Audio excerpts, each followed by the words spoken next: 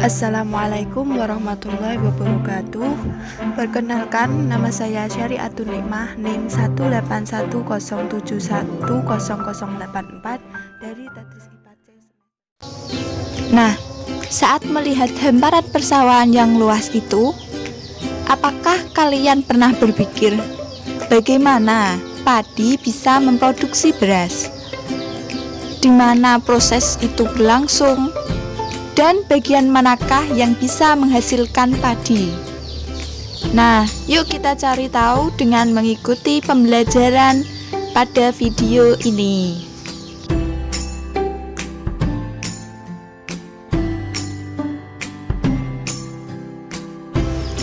Assalamualaikum warahmatullahi wabarakatuh. Bagaimana kabarnya adik-adik hari ini? Nah, tetap patuhi protokol kesehatan dengan 3M ya. Menjaga jarak, mencuci tangan, dan memakai masker. Untuk kalian adik-adik, jangan keluar rumah jika tidak ada keperluan yang mendesak.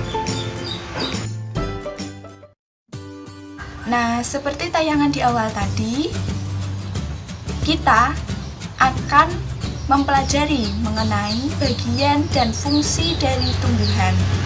Namun, sebelum itu, kita akan membahas dan mengulas materi mengenai pengelompokan tumbuhan.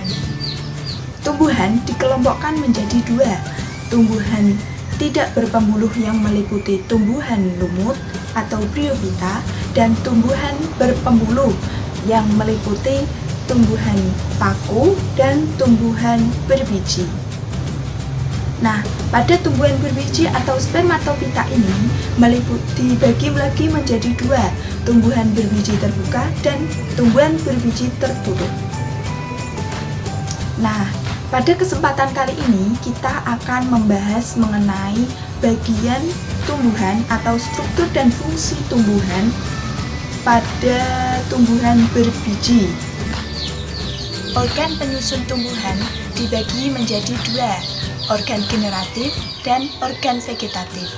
Nah, organ generatif itu berfungsi sebagai alat perkembangbiakan yang meliputi bunga, buah, dan biji.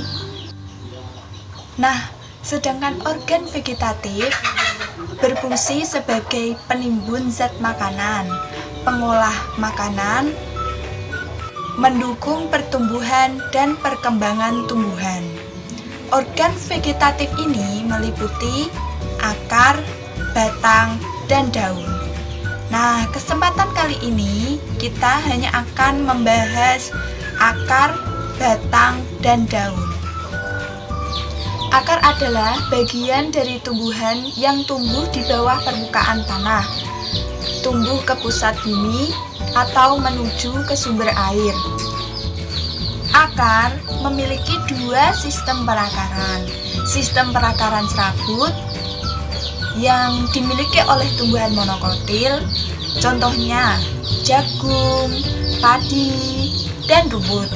Kemudian sistem perakaran tunggang yang dimiliki oleh tumbuhan dikotil seperti mangga, pohon kelengkeng, dan pohon jati.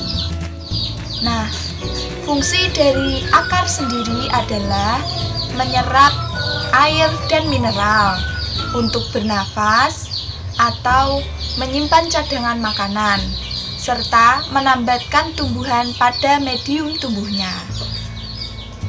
Fungsi akar sebagai penyimpan cadangan makanan itu contohnya pada tumbuhan singkong, kemudian bengkuang, dan masih banyak lainnya. Untuk menyerap oksigen atau untuk bernapas itu terdapat pada tumbuhan bakau. Nah, selanjutnya adalah organ batang. Pada organ batang merupakan tempat melekatnya bunga, buah, dan daun. Struktur batang pada umumnya berbentuk silinder dengan memiliki ruas-ruas atau internodus, yang masing-masing internodus tadi dibatasi oleh buku-buku atau nodus. Nah, pada nodus inilah daun dan tunas melekat. Fungsi-fungsi batang adalah sebagai jalan pengangkutan air dan mineral dari akar menuju daun. Kemudian sebagai jalan pengangkutan makanan dari daun menuju ke seluruh tubuh. Ketiga, sebagai penyimpan cadangan makanan. Contohnya pada tumbuhan tebu, kentang, dan rimpang kunyit. Kemudian pada tumbuhan monokotil dan dikotil itu memiliki struktur batang yang berbeda. Nah, pada tumbuhan monokotil, ruas batang atau disebut juga dengan internodus itu terlihat jelas. Nah, sedangkan pada tumbuhan dikotil memiliki ruas batang yang tidak terlihat jelas. Nah, yang terakhir adalah struktur dan fungsi daun.